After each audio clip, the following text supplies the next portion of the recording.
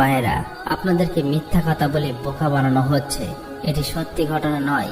তখন ওই সাহাবীরা বলল, যিনি আমাদের জন্য কোরআন অবতীর্ণ করেছেন তিনি কি জান্নাত থেকে খাবার পাঠাতে পারেন না? আর মুহাম্মদ সাল্লাল্লাহু আলাইহি ওয়াসাল্লাম তো আল্লাহর রাসূল, তিনি কখনোই মিথ্যা বলেন না। অতএব তাদের ঈমানের কাছে ওই কাফেররা ব্যর্থ হলো। আর এভাবেই এই দ্বন্দ্ব ধীরে ধীরে ছড়িয়ে পড়তে লাগলো। এই ঘটনার বেশ কিছুদিন পর এক রাতে হযরত ফাতেমা ধীরে ধীরে নিজের ঘরে গেলেন।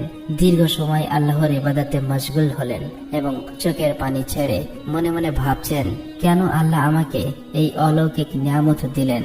দুনিয়াতে আমার কিছু চাওয়ার নেই, আমার একমাত্র চাওয়া আল্লাহ যেন আমাদের সবাইকে জান্নাতে একসঙ্গে রাখেন।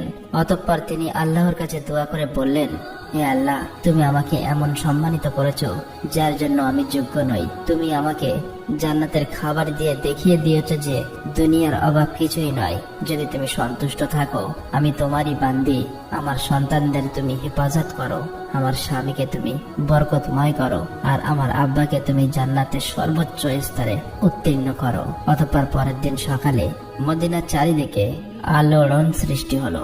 তখন হযরত আবু বকর রাদিয়াল্লাহু তাআলা এবং হযরত ওমর রাদিয়াল্লাহু তাআলা আনহু এই অলৌকিক ঘটনার কথা শোনার পর নবীজি সাল্লাল্লাহু আলাইহি ওয়াসাল্লামের কাছে ছুটে এলেন এবং বললেন, ইয়া রাসূলুল্লাহ, এই ঘটনা আমাদের জন্য এক বিরাট নিদর্শন, এটি আমাদের ঈমান আরো দৃঢ় করেছে। তখন হযরত ওমর রাদিয়াল্লাহু তাআলা আনহু বললেন, আমরা কি এই খাবারের কোনো অংশ দেখতে পারি?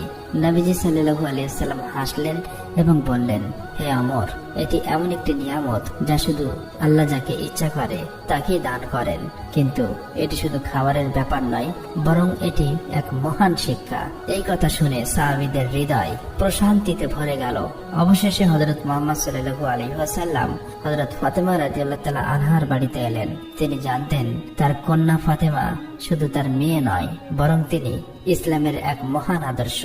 রাসূল সাল্লাল্লাহু আলাইহি ওয়াসাল্লাম মৃদু হেসে বললেন, হে ফাতেমা, তুমি জান্নাতের নারীদের নেত্রী, আর তোমার এই খাবার তোমার মর্যাদারই প্রমাণ। তখন হযরত ফাতেমা রাদিয়াল্লাহু তাআলা আনহা বিনয়ের সাথে মাথা নিচু করলেন এবং বললেন, ইয়া রাসূলুল্লাহ, আমি তো একজন দুর্বল বান্দা, এই সম্মান একমাত্র আল্লাহর রহমতে।